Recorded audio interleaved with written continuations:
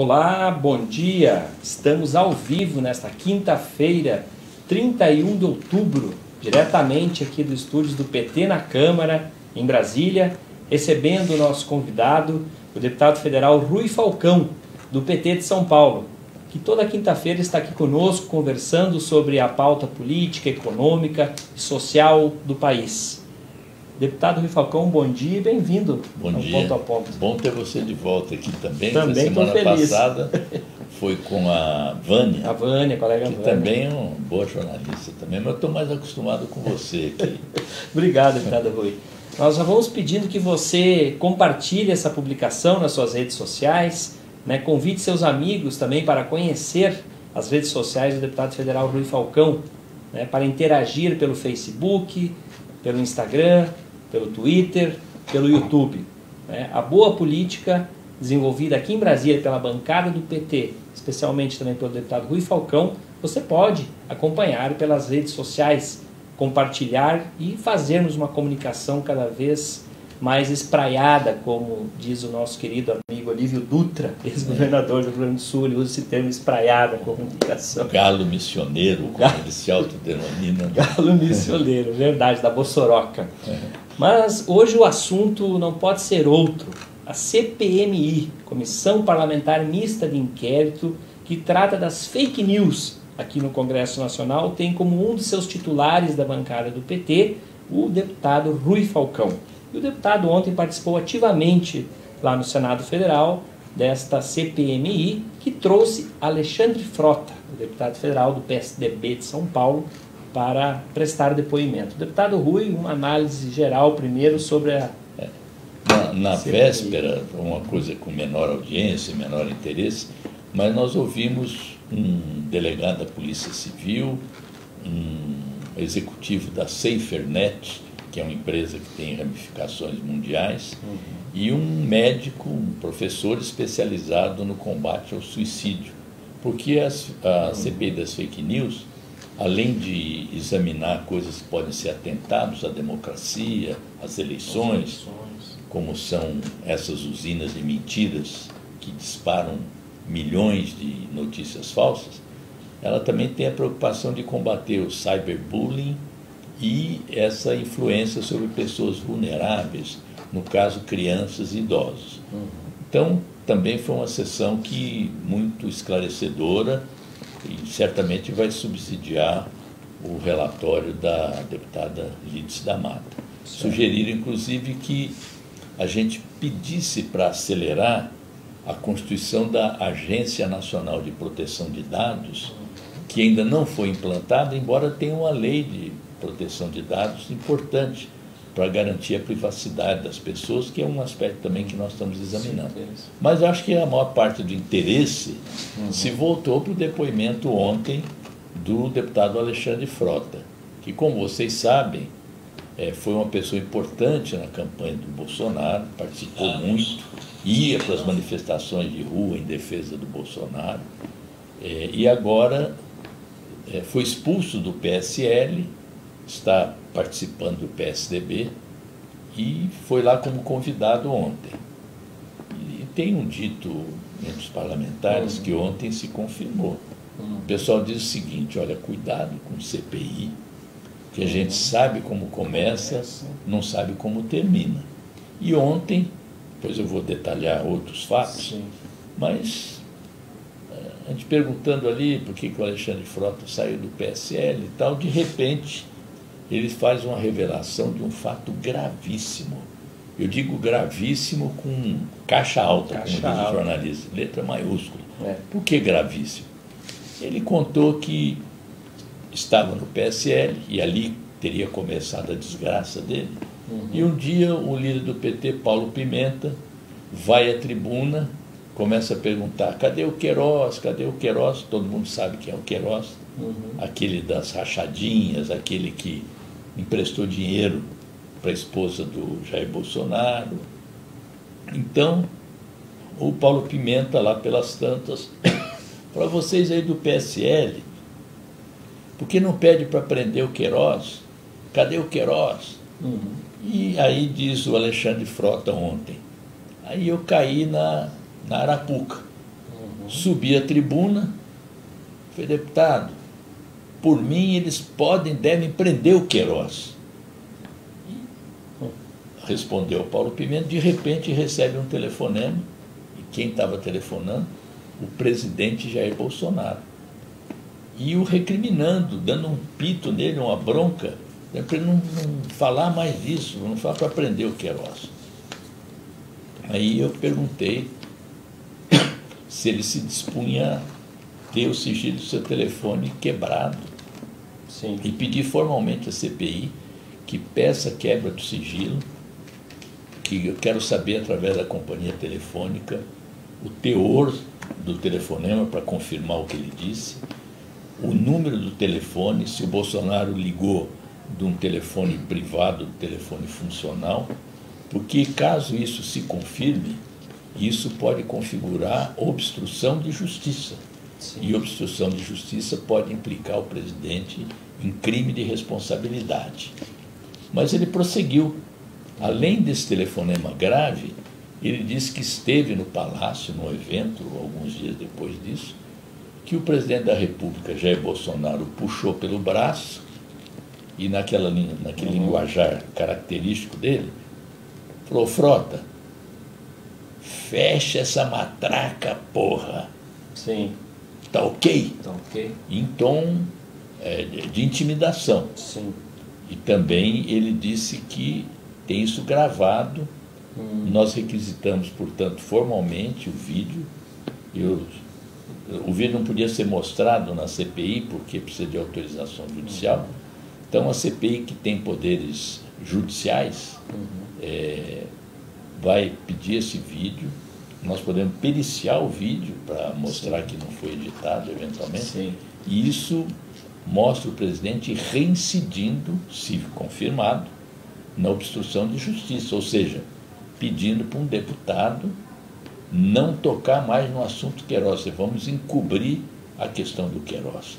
Então esse foi o fato que não tinha a ver com a questão das fake news, mas como foi dito no âmbito de uma CPI, nós somos deputados, nós temos o dever de averiguar isso sob pena da gente prevaricar, ou seja, ter notícia de algo que pode ser crime. Sim. E não fazer nada. Então nós tomamos essa iniciativa. Isso foi uma parte do depoimento dele.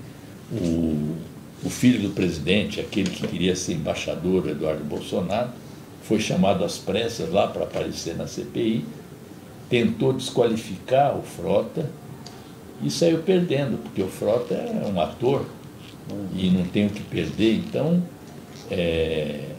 inclusive, o Eduardo saiu às pressas da CPI, o Frota falou, está vendo, está fugindo de novo, está correndo, covarde. Menino fujão, né? Menino fujão e tal. Então, foi uma cena ridícula que nós tivemos lá, né? Aliás, o filho aprendeu com o pai, né? Fugir do debate, porque ele não ficou aguardando outro dia ele o contraponto, fugiu, né? Saiu correndo da imprensa. Da imprensa. Também, né? Bom, mas o Frota fez outras revelações também, que algumas são conhecidas, mas a confirmação feita por ele, de alguém que estava lá dentro do PSL, lá dentro da campanha do Bolsonaro, foi importante. Então, por exemplo, ele confirma a existência do tal do trio do ódio. Ou seja, 3 pessoas que trabalharam na campanha do Bolsonaro, que foram contratadas agora como assessores dentro do Palácio, e segundo eles são as pessoas que produzem conteúdo e disseminam fake news pagos com recursos públicos. Olha a gravidade, né? Até o salário está lá.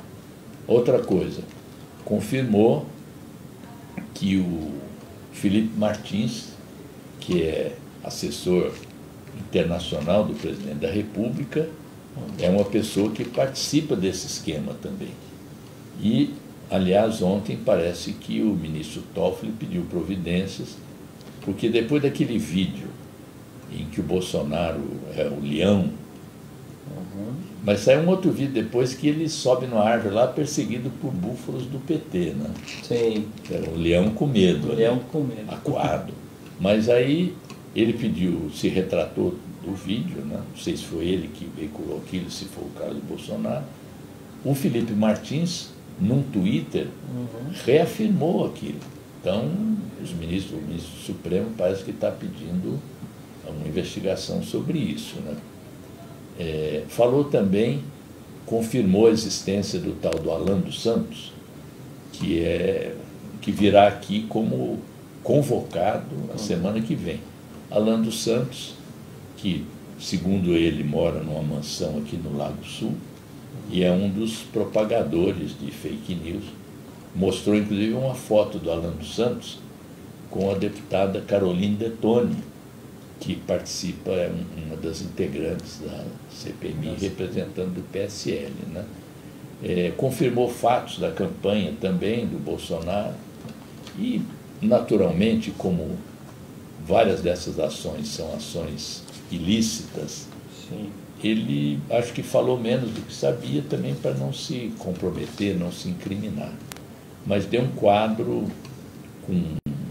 entregou vários dossiês para a CPI com quem são esses propagadores de notícias falsas, como funciona o esquema, e isso vai ter que ser processado agora com calma para a gente transformar isso em peças jurídico-legais, né?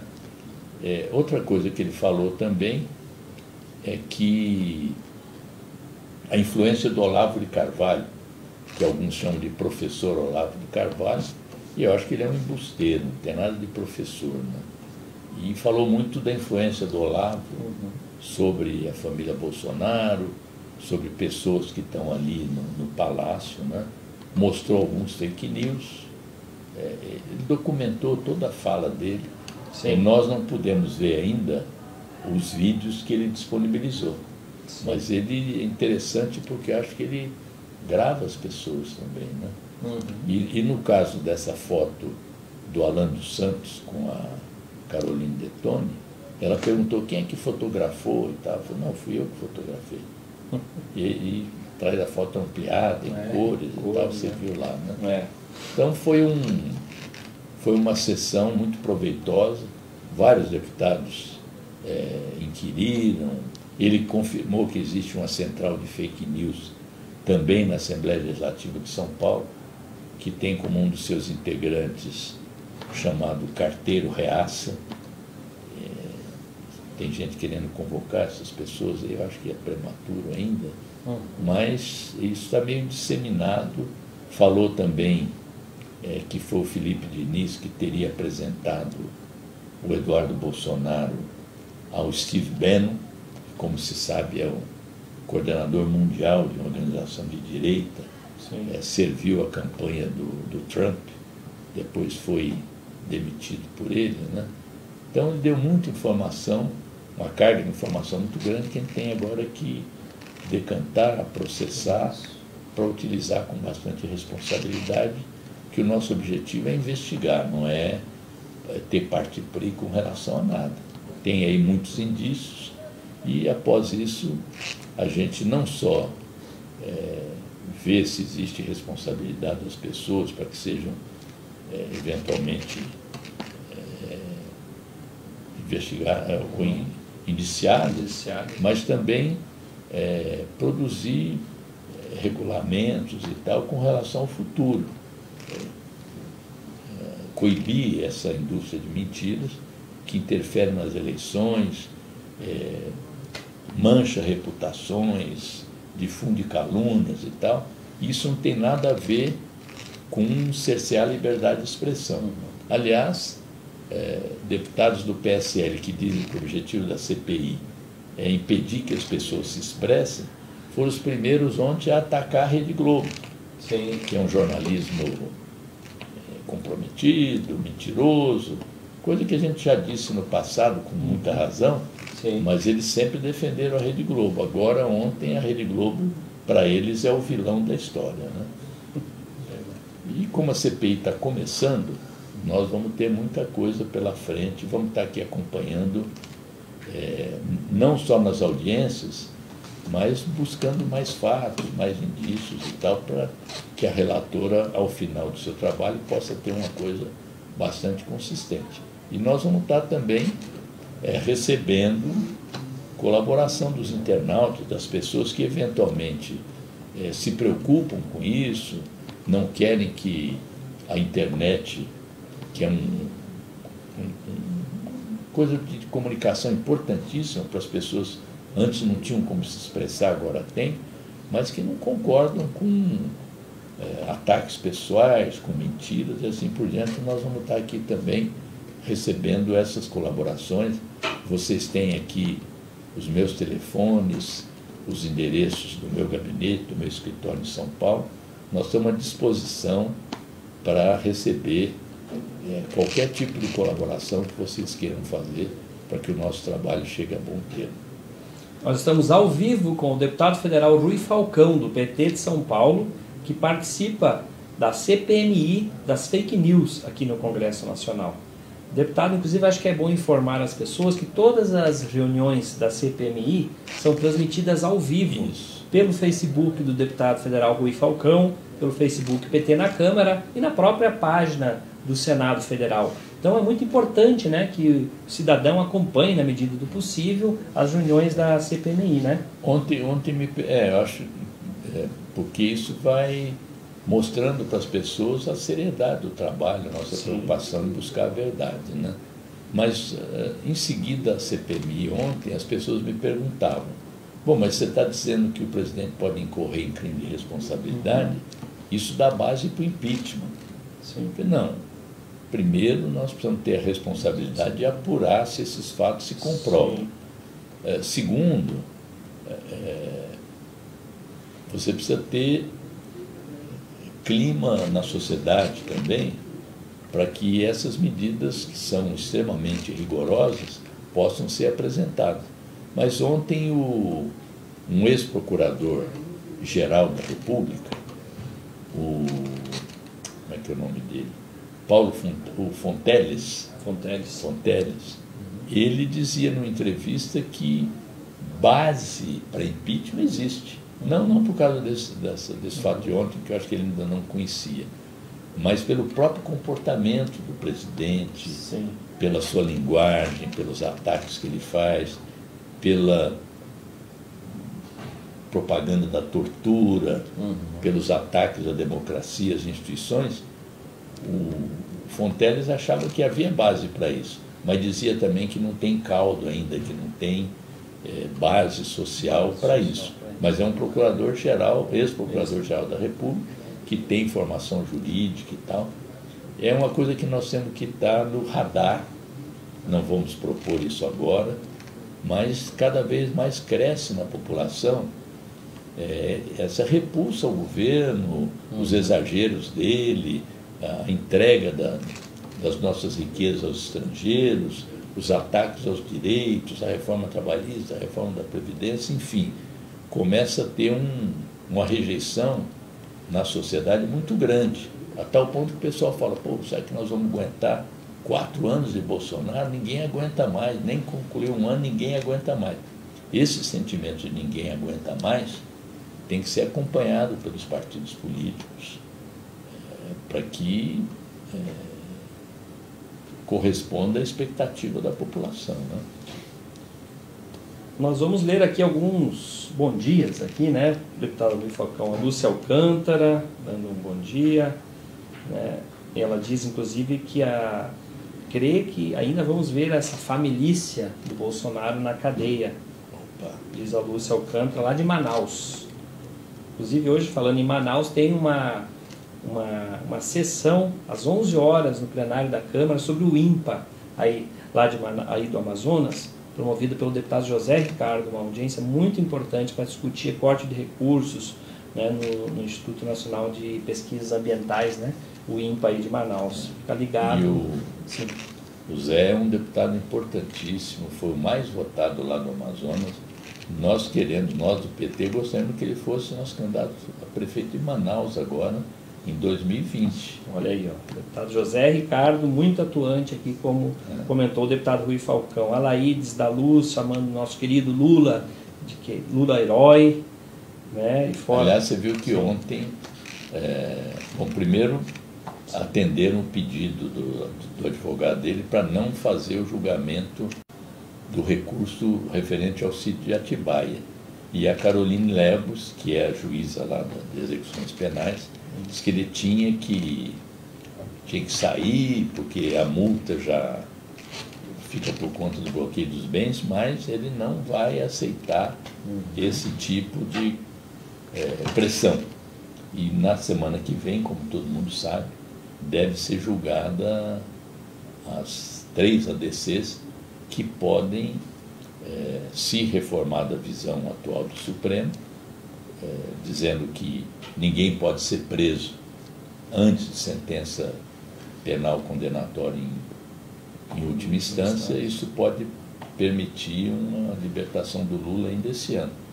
E também em novembro deve ser julgada o pedido de suspeição do juiz Sérgio Moro, que aliás ontem mais uma vez funcionou como, eu não sei se ele quis ser advogado do Queiroz, que é um bandido, ou se ele funciona mesmo como serviçal do Bolsonaro.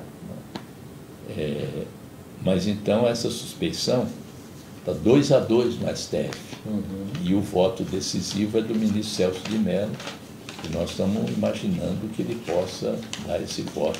Também aí sim, caso a suspeição do Moro seja reconhecida, resultando na anulação da sentença do Lula, ele pode então recuperar seus direitos políticos.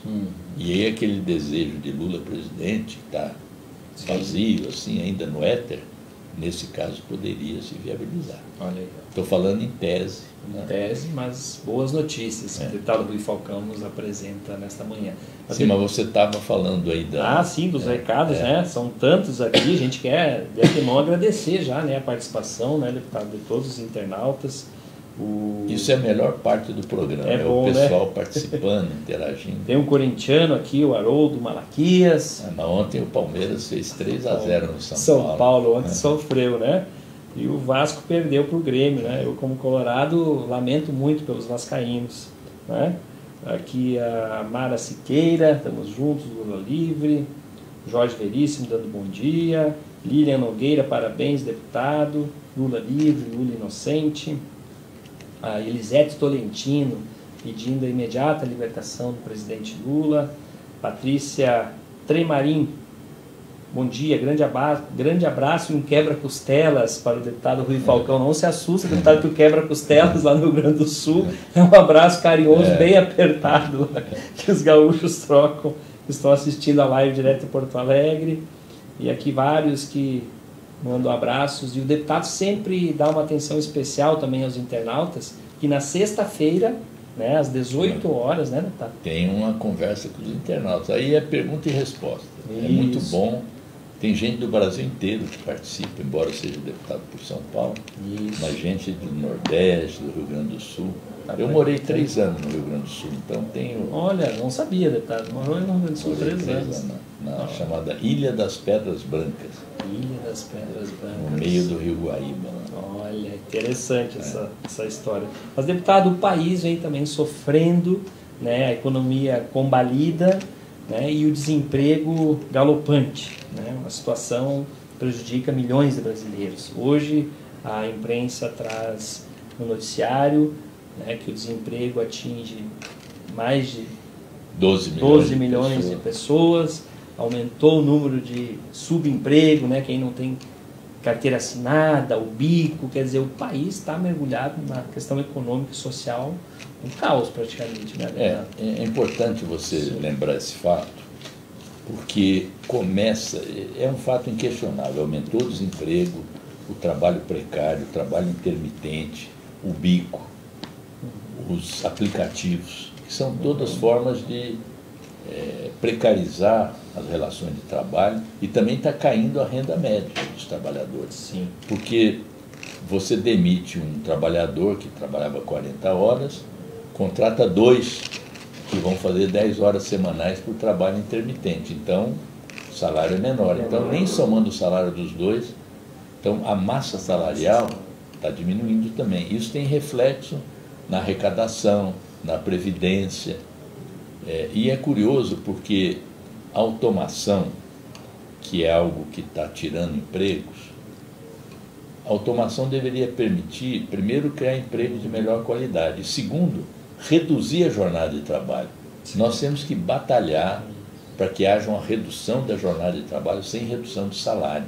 Essa é uma bandeira, essa é uma reivindicação histórica dos trabalhadores que nós do PT, as centrais sindicais, precisamos insistir nesse momento. Mas apesar desse quadro dramático, é importante que as pessoas atentem para o seguinte: a grande mídia, que na questão da economia está alinhada com Paulo Guedes e com Bolsonaro, nesse caso, mesmo não suportando as outras coisas do presidente, ela está agora estimulando que a economia está retomando. Por quê? Primeiro, a inflação está baixa, caíram os juros. Caíram os juros essa taxa de 5,5%, 5%, ela é referência para computar a dívida pública do país. Só que para as nossas operações bancárias, por cheque especial, por cartão de crédito, o juro é astronômico. Então, esse ano da taxa de juros em queda não está estimulando também o investimento dos empresários. Agora, o fim do ano, você sabe, sempre há contratações temporárias para o comércio. Então, vai ter um certo sopro de emprego nesse final de ano.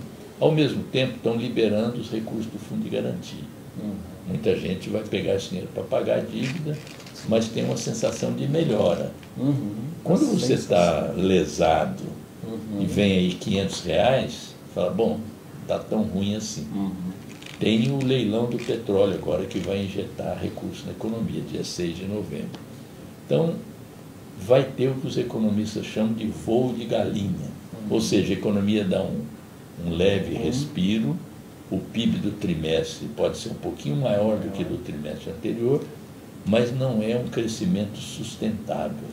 Não é um crescimento que vai resolver os problemas do desemprego, da fome, dos problemas da moradia, da conta de luz, da conta de água, que, aliás, tende a aumentar se eles forem privatizar mesmo, conseguirem privatizar as empresas de energia, como a Eletrobras, a Chesf, assim por diante, e se partirem fundo para a questão do saneamento. O consultor da ONU, que esteve aqui, dizendo o seguinte: água é um direito humano, água e saneamento são direitos humanos, não são mercadorias. E se você, por exemplo, vende uma empresa como a Sabesp de São Paulo, privatiza, não tem volta. É como a venda da Vale. Vendeu a Vale, entra um outro governo, não tem como reverter. Então, é preciso estar atento para essas questões. Essa política econômica, esse governo está levando o país ao desastre. Aliás, o Bolsonaro disse que o país estava à beira do abismo quando ele assumiu, e ele deu um passo à frente. Deu um empurrãozinho. Deu um passo à frente. Passo. Então, não vamos acreditar que tirar direitos, fazer a carteira verde e amarela, que esse tipo de coisa vai resolver os problemas do país. Nós somos de uma outra política econômica, um outro modelo de desenvolvimento, e que o povo esteja no orçamento, que não seja afastado do orçamento como eles estão fazendo. 150 mil pessoas agora aguardando a confirmação do Bolsa Família. Estão retardando os pedidos de aposentadoria, estão retardando a concessão de benefícios. Então, esse é o país que nós estamos vivendo. E tem uma hora que o povo não vai permanecer calado, eu imagino. Tudo que está acontecendo aqui agora na América do Sul, no Chile, a eleição argentina, a rebelião no Equador, a vitória do Evo Morales na Bolívia, a renúncia do presidente do Haiti, são fatos que mostram que esse modelo, chamado neoliberalismo, não está dando certo. Então, o exemplo do Chile, que o Paulo Guedes quer implantar aqui no país, mostrou que não dá certo.